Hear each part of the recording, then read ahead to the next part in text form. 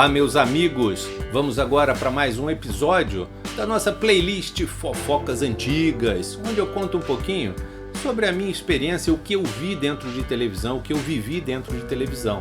Nos episódios anteriores eu já venho dizendo para vocês como é que eu resolvi fazer comunicação, fazer televisão, entrei para uma produtora e logo recebi um convite para trabalhar num programa de TV na TV Globo, que a gente sabe a qualidade que tem, o nível que é a maior emissora do país, sem sombra de dúvida, e receber um convite logo no início de carreira, quando você quer trabalhar em televisão, receber um convite para trabalhar num programa da TV Globo, né, foi uma coisa muito legal. Então eu entrei, como disse para vocês, recebi um convite da Marlene Matos para visitá-la na produção, e logo a gente trocou ideia, fui falar com o diretor de produção, e a gente acertou. Eu sei que eu já comecei a gravar no dia seguinte, né? Fui lá procurá-la na semana seguinte, a gravação do tal comercial com a Xuxa, e na outra semana eu já estava gravando o quadro de sorteios. O que era o quadro de sorteios? Eram sorteios de cartas, onde a Xuxa, durante breaks do programa em que ela brincava com as crianças, o programa matinal, haviam 5 breaks de merchandising, onde ela, sentada nessas cartas, ela chegava a receber mais de 10 mil cartas por dia, período que estava fazendo muito sucesso. Então eram pilhas, eram caminhões que iam levar, eram carros que iam levar para a produção pilhas e mais pilhas de cartas. Essas pilhas e pilhas de cartas eram colocadas num cenário que as crianças não viam esse cenário. Era um cenário que era montado depois da gravação do programa com as crianças. Então as crianças nunca viam os bonecos. Minas Gerais. O CEP é 22.470. Eu do Tapuí, Piauí. Viva Piauí, Piauí! Preciso tanto. Eu também, As crianças não viam os bonecos, as crianças não viam o cenário das cartas. Ele era montado depois que o programa tinha terminado a gravação. Xuxa ia para o camarim, trocava de roupa. Enquanto isso, o pessoal da maquinária, o pessoal da Contra-Regra, montava o cenário de sorteio. A gente gravava 2 vezes por semana, porque como o programa era diário e de segunda a sábado eram 6 dias, então a Xuxa gravava com crianças durante 2 dias, 3 programas por dia. Isso era a média, né? Tinha dias que a gente gravava mais uma vez, mais 2, para compensar um outro dia que não tinha gravação, mas em geral a gente gravava 2 vezes por semana. Ela começava a gravar 2 horas da tarde, com crianças, 3 programas. Gravava o primeiro programa, depois trocava a turma de crianças e ia embora, as crianças do primeiro programa, entrava uma outra turma, ela ia para o camarim, trocava de roupa, voltava, gravava um outro programa. Então ela gravava 3 programas num dia, e no outro dia de gravação, geralmente tinha um dia de folga, mais 3 programas.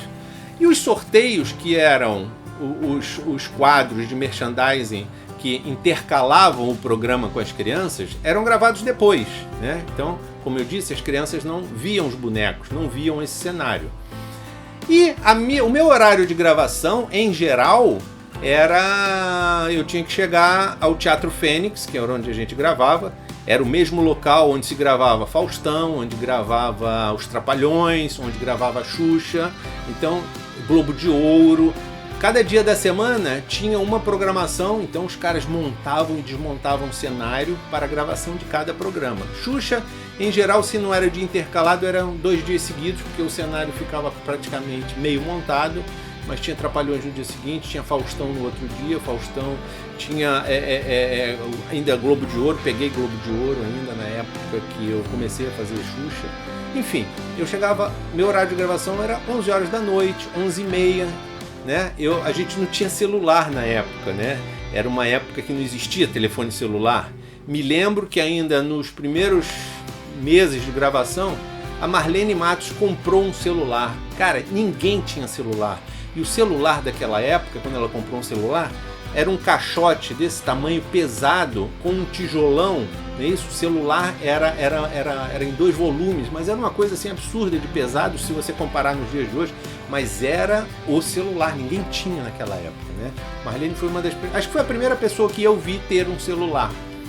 E eu era avisado, horário de gravação, confirmação, pelo BIP, né? Tinha aquela central do BIP.